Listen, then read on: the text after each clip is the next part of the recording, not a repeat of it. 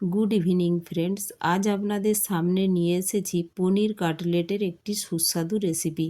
আবার এটা আমি বানাবো তেল ছাড়াই। তার জন্য আমার লাগছে পনির আর বয়েল পটাটো।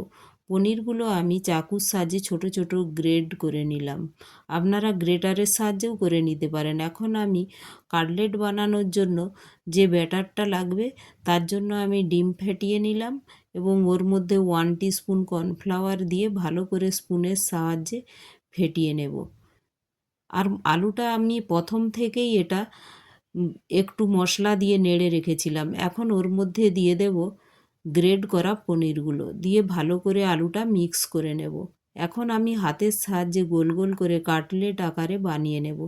দেখুন, এভাবে চেপে চেপে বানিয়ে নেবেন। এখন বানিয়ে নেওয়ার পর আমরা একবার ব্রেড গ্রামের উপর দিয়ে স্টাফিং করে তারপর ব্যাটারে ডুবিয়ে আবার ব্রেড গ্রামের উপর ভালো করে স্টাফিং করে নেব।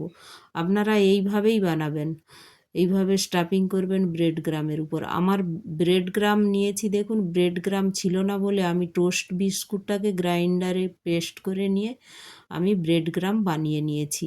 আপনারা এইভাবেও না থাকলে ব্রেড গ্রাম এই টোস্ট বিস্কুট দিয়ে অবশ্যই বানাতে পারেন। আর ক্রিম কেকার বিস্কুটেও ব্রেড গ্রাম ভালো হয়। এখন আমি এটাকে এইভাবে বানিয়ে একটা থালায় করে আবার এটা 5 মিনিটের জন্য ফ্রিজে রেখে দেবো। এইভাবে দেখুন থালায় আমি নিয়ে নিলাম, প্লেটের মধ্যে নিয়ে এটা 5 মিনিটের জন্য ফ্রিজে রেখে দেবো। এবং ফ্রিজ থেকে 5 মিনিট হয়ে গিয়েছে, সেটিংয়ের জন্য আমি রেখে দিয়েছিলাম। এখন আমি এগুলোকে, আমি যেহেতু তেল ছাড়া বানাবো তাই আমি এয়ার ফ্রায়ারের ট্রের মধ্যে এক এক করে সাজিয়ে দিলাম। এখন আমি এয়ার ফ্রায়ারের ভেতরে এটা বেকিংয়ের জন্য দিয়ে দেব। যেহেতু আমার বেকিং হবে, এগুলো রোস্টেড টাইপের হবে, তাই আমি বেকিং দিয়ে দিলাম। দেখুন 15 মিনিট দেখাচ্ছে, 15 মিনিটেই এটা হয়ে যাবে।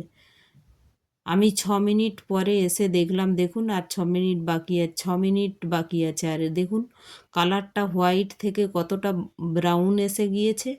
এখন দেখুন 1 মিনিট, এখন এটা আমার হয়ে গিয়েছে।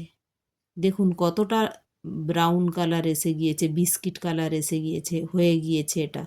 এটা আপনারা শ্যালো ফ্রাইও করে নিতে পারেন। দেখুন এটা এভাবে শ্যালো ফ্রাই করে নেবেন, কম অয়েলেই এটা হয়ে যায় শ্যালো ফ্রাইটা।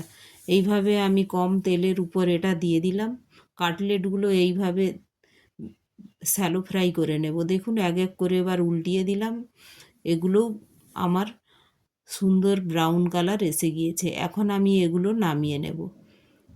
সন্ধ্যের জলখাবারে আপনারা অবশ্যই এটা বানাবেন। দেখুন শ্যালো ফ্রাই করেছি এটা, আর এটা বেকিং হয়েছে, এটা বিস্কুট কালার এসেছে। অয়েল যেহেতু নেই তার জন্য কালারটা রোস্টেড এর এইভাবে এসেছে। এটা সসের সাথে, স্যালাডের সাথে